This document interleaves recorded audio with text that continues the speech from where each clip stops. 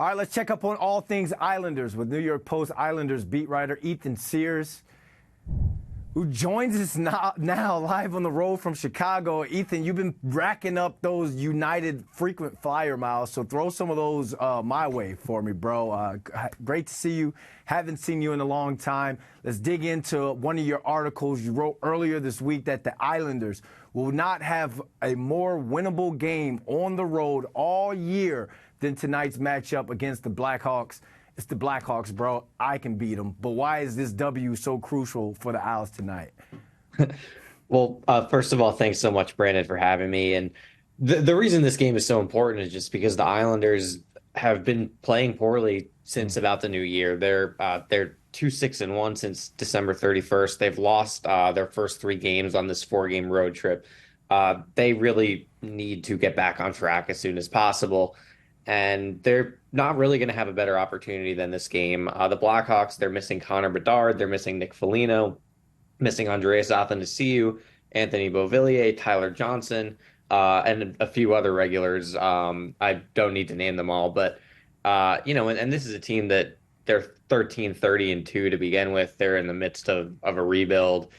There really are not a lot of chances like this on the road in this league. So getting a win tonight is just massive for this Islanders team. You talk about them being 2-6-1 in the new year. They need to skate away out of Chicago 3-6-1. But let's talk about how they can get back on track. Why haven't their top 2 lines? Why haven't they been performing the way they should be and been struggling? And how can they get back on track?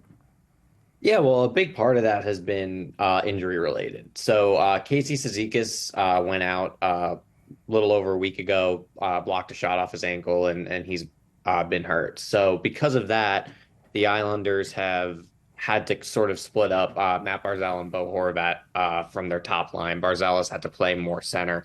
And that looks like it's going to change. They called up Kyle McLean for tonight's game.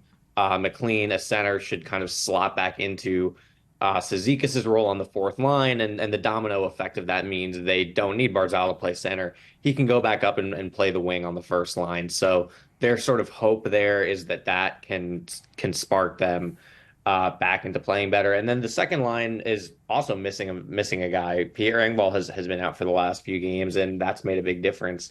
He's big for the way that line transitions the puck, and he's got really great chemistry with Brock Nelson. So they've had injuries all year, but most of them have been on the defense. Now the forward group is getting some of that, and you're seeing the effect of it. Let's get rid of the negatives and talk about some of these positives. This team needs to go on a run. What are some of the things that they've been doing well that they can build off of and have their best hockey in front of them? Well, you can look at this road trip, in 2 ways, right? The first is they've lost 3 games, and obviously that needs to be fixed. But the other way is, look, 2 of the 3 games in Nashville and Winnipeg, they probably played well enough to win and gave up a couple goals. Nashville, 8 seconds left, shot from the point, hops off a defender's stick and sort of alley-oops over the goalie's head. That's a freak goal, right? That, even if they weren't perfect in that game, that sort of thing doesn't really happen often. And then, Winnipeg, they're killing a penalty, and Ilya Sorokin's skate blade breaks. He can't get over in time because he doesn't have a skate blade, and it's an easy goal. They lose that game by 2, but it's an empty net goal.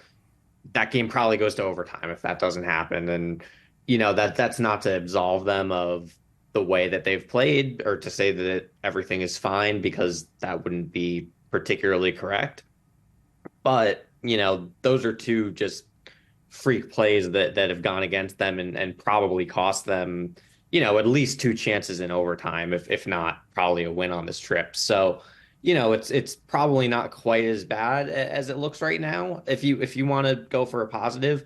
But, certainly as we've talked about tonight, an absolute must-win game.